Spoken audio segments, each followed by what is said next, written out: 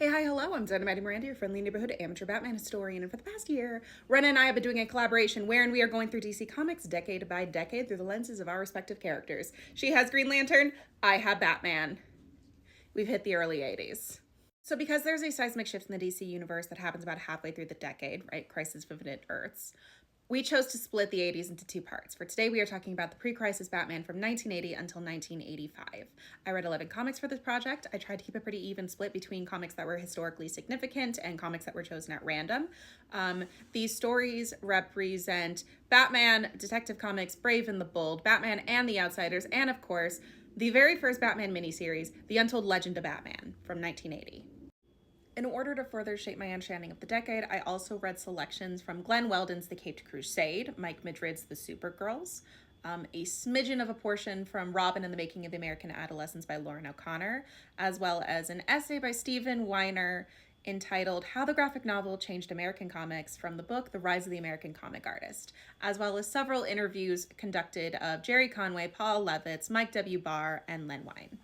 Okay, so before we talk about Batman, we have to talk about what was happening in the industry at the time. See, in 1978, DC has what's known as the implosion. Basically, throughout the 70s, in order to stay competitive with Marvel, they had been rapidly expanding their line of books. They had been pushing older talent out and bringing new talent in. They had been creating increasingly complicated storylines, as well as inserting more melodrama into their storylines. And then in 1978, the recession, rising production costs, and a literal blizzard caused them to have to cancel a bunch of books and lay a bunch of people off. In the midst of this, Paul Levitz becomes the Batman editor. And Paul Levitz is the man that introduces continuity into the Batman books. He does this in several ways. One, he coordinates between the various Batman books to make sure that they're not actively contradicting each other. Two, he keeps a much firmer grip in terms of how Batman is being presented tonally. In the past, you might have a very serious and grounded Batman, as represented by Denny O'Neil, happening at the same exact time as whatever wackadoo nonsense Bob Haney was doing in The Brave and the Bold, right? Paul Levitz is having none of that. And three, he writes the very first Batman character Bible, a document which has been lost to time, but if you have a copy, I would love to read a PDF. This sense of continuity will be further cemented by Dick Giordano, who makes the decision to put Batman in Detective Comics in a permanent state of crossover, mostly to bolster Detective Comics sales so it won't get canceled. And then finally, in 1983, Len Wein takes over as the Batman editor. And Len Wein also writes the 1980 The Untold Legend of the Batman, the definitive Batman origin story of this time period. This book comes about because of another major shift in the industry at the time, the rise of the direct market. See, previously, most comics were sold on magazine racks, and the way that this worked is that a distributor would send a certain amount of comics to a seller. The seller would then display these comics on their rack for a certain amount of time.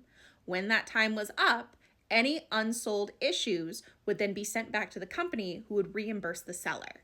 One byproduct of the system was that it was incredibly difficult to get your hands on older comics. If you missed that window of opportunity to buy a comic when it was new, then you had to rely upon the secondary market, i.e. junk shops and private collections.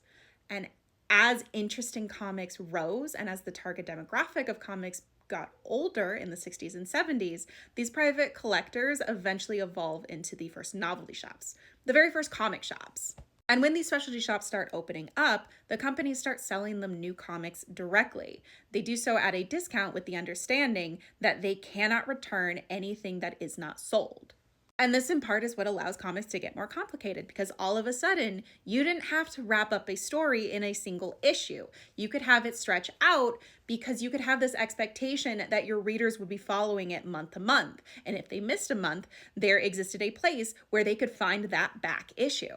Which also meant that as you had new readers coming in, they wanted to know what this character's deal was. It wasn't enough to just have them in stories anymore. They now wanted to know, like, what is their background? What is their shtick? Why are they doing what they're doing? Who is their extended cast? And Batman, who was over 40 years old at this point, was due for an updated origin story, which is exactly what Len Wein gives us in The Untold Legend of the Batman. Okay, so this book gives us two things that are going to be endemic of Batman in this era, outside of the updated origin story. One, the centralization of Batman, both within the story itself and within other characters' lives. And two, the increased interest in Batman's psyche. The too long don't read of this comic is that somebody is sabotaging Batman and threatening to destroy him. And turns out it's Bruce Wayne because he bonked his head real hard, and that caused all of his closet resentments of his inability to live a normal life to spring forth and to try to destroy himself as Batman. So according to Len Wein, he explicitly wrote this book to answer the question, why Batman, right? We know what Batman does. We read about it every month, and we know what started Batman, right? Like, it's the death of his parents. But how do you get from point A to point B, right? Why become Batman and not, say, a cop or a lawyer? And the answer, according to Len Wein, is justice. Batman is primarily concerned with justice, not laws. Laws are frequently involved, but justice is the end goal. And this is really the guiding principle for understanding Batman in the 80s. Mike Barr, who is one of my favorite writers in this time period, writes a story wherein Batman murders Ra's al Ghul. In Batman Annual number 8 from 1982, Ra's al Ghul has a chemical weapon which, if ingested, will cause a person to immolate if they are exposed to a strong enough beam of light, like, say, the sun. He tests this weapon on a small town and thousands perish. When Batman catches him, he chooses to kill Ra's with his own weapon. When he is confronted by Robin, "But Batman, you killed him," he rebuffs him. "Have I?" And later Robin comments that he saved Gotham, and that's at least something. To which he replies, "No, chum. That's everything." Here Mike Barr gives us a Batman that is so invested in doing what's right for Gotham that he is even willing to violate his own very famous moral code. However, a Batman that is comfortable with killing is pretty unique to Mike Barr. In Batman 380 from 1985, Doug Manoche writes a Batman where the mere idea that he could have killed someone causes his psyche to shatter. And here again, we see this interest in Batman's psyche, right? We literally get a full-page spread of the different facets of Batman shattering as he reforms himself in the image of his rogues. And this interest in Batman's psyche will also give us Batman Special number 1, written by Mike Barr, wherein we get the first dark mirror to Batman, the Wrath. If Batman is Batman because his parents were killed by criminals when he was a child, then the Wrath is the Wrath because his parents were killed by a cop, Jim Gordon specifically. This comic really deals with the cyclical nature of violence as well as the systemic problems that might lead someone to grow up to be someone like the Wrath, a violent but not irredeemable killer. Another major theme explored by Batman in the 80s. Natalie Knight is a vampire-themed criminal who tries to go straight after she adopts Jason Todd, the second Robin. She loves him and she wants to be a good mother for him, and the redemptive power of that love is what causes her to give up her wicked ways. This is in contrast to the Wrath, who also falls in love and who also intends to go straight for that love. But he cannot do so until after he has gotten revenge on the man that killed his parents. This is what makes him a foil for Batman, the way that that trauma has shaped his life and the fact that he cannot get past it. And ultimately, that is what kills him at the end of the story, something that it is implied will also eventually kill Batman. Violent men meet violent ends. And this interest in psychological exploration of Batman, I think, really stems from two things. One, the Marvelization of DC, which we've been talking about throughout, and two, the influence of fans. Because in the early 80s is, I think, when Batman becomes really responsive to the wants and desires of the fandom. Remember, with the rise of the direct market, you would have individual shops putting in individual orders for specific books, which meant DC had access to a lot more information as to what was actually selling. And you also had the situation where a lot of people were becoming comic writers and comic artists specifically because they grew up reading comics. You all of a sudden had all of these Batman fans who were jonesying to work on a Batman book. And they brought their own ideas for the character. I'm not really a fan of this era. I didn't really enjoy most of these books. I think part of that is because we really see this revival of Silver Age Batman.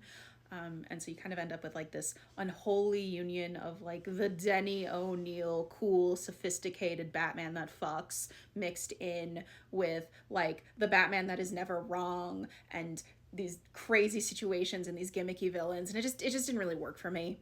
And I think you also get a lot of stories that are being written with the desire to fold in all of those quintessential Batman elements without the writer stopping to think, why is this actually there? My case study for this is that we get a new Robin. Batman loses custody of Dick Grayson to DC's answer to the X-Men Teen Titans, which means the Batman books are going to need a new Robin. And rather than create an updated Robin for this new era, they just create a watered-down version of Dick Grayson and Jason Todd. Jerry Conway's the one that does it, and it reads like an editorial mandate because it kind of was. According to Denny O'Neil, they were not trying to innovate, they were simply filling a void. That's kind of what most of these comics feel like in a nutshell. The audience picked up on that, which caused, as it did in the Silver Age, sales to plummet, which is what makes Batman ripe for a reboot. Catch you on the flip side.